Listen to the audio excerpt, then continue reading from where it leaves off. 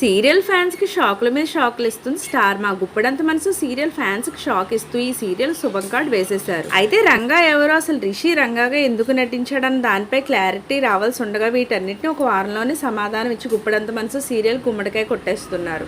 నేటితో షూటింగ్ పూర్తిగా వచ్చే వారంలో గుప్పడంత మనసు సీరియల్ శుభం కార్డ్ వేయనున్నారు. రిషి రీఎంట్రీతో గుప్పడంత మనసు సీరియల్ గాడిన పడింది. మధ్యాహ్నం నుంచి సాయంత్రం 6 గంటలకు మార్చడంతో రేటింగ్ కూడా పుంజుకుంది. ఇలాంటి టైంలో క్లోజ్ చేయాల్సిన అవసరం ఏంటి? అర్ధాంతరంగా గుప్పడంత మనసుని ఎందుకు ముగిస్తున్నారని గ్యామ్ ఫ్యాన్స్ తల్లబట్టుకుంటున్నారు. అయితే ఈ సీరియల్ అర్ధాంతరంగా ముగించడానికి కారణం బిగ్ బాస్ అని తెలుస్తుంది. అవును, గుప్పడంత మనసు సీరియల్ ఇప్పటివరకు దాదాపు 4 ఏళ్ళు, అంటే 2020 డిసెంబర్ నుంచి ఇప్పటి వరకు 1150 ఎపిసోడ్లు ప్రసారం చేశారు. ఈ కథకి ప్రాణం అంటే రిషి వసుధారులే. ఈ ఎపిసోడ్లే కాదు, మరో కొన్ని ఎపిసోడ్లకు వరకు కథను నడిపించే స్కోప్ ఉంది ఈ సీరియల్లో. కానీ బిగ్ బాస్ వస్తూ ఉండడంతో గుప్పడంత మనసు సీరియల్ హడావిడిగా క్లోజ్ చేయాల్సి వచ్చిందా అంటే అవుననే సమాధానాలే వినిపిస్తున్నాయి. తెలుగుతో పాటు కన్నడలోని బిగ్ బాస్ 11 త్వరలో ప్రారంభం కాబోతుంది. ఈ కన్నడ బిగ్ బాస్కి రిషి అలియాస్ ముఖేష్ గౌడ కంటెస్టెంట్గా వెళ్తుండడంతో గుప్పడంత మనసుని హడావిడిగా క్లోజ్ చేశారని తెలుస్తుంది.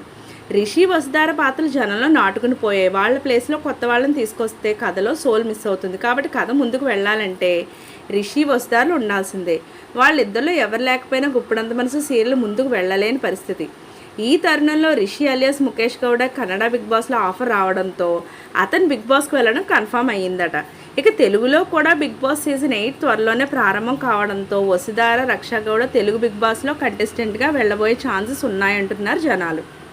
కార్తీక దీపం సీరియల్లో కూడా నెక్స్ట్ జనరేషన్లో కథలో కీర్తి భట్, హిమ, అమూల్య గౌడ, శౌర్యాలను తీసుకున్నారు. అప్పట్లో ఆ కథ బిడ్స్ కొట్టడంతో మళ్ళీ కార్తీక దీపాలతోనే కథ ముగింపు పలికించారు. ఆ తర్వాత కీర్తి భట్ని తెలుగు బిగ్ బాస్, అమూల్య గౌడని కన్నడ బిగ్ బాస్లోకి తీసుకున్నారు. సో ఇప్పుడు గుప్పడంత మనసు విషయంలోనే ఇలాంటిదే జరగబోతుంది.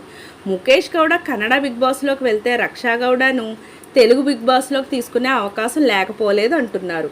ఒకవేళ ఇదే నిజమైతే మాత్రం కన్నడలో ముఖేష్ గౌడ, తెలుగులో రక్షా గౌడ విన్నర్ అయ్యేనా అవ్వచ్చు.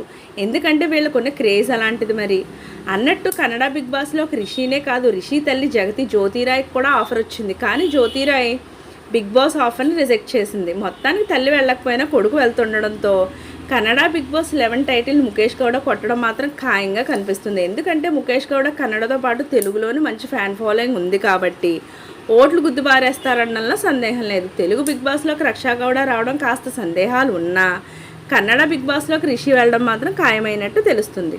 సో ఇలాంటి లేటెస్ట్ అప్డేట్స్ కోసం ఛానల్ తప్పకుండా లైక్ చేయండి, షేర్ చేయండి, సబ్స్క్రైబ్ చేయడం మాత్రం మర్చిపోకండి.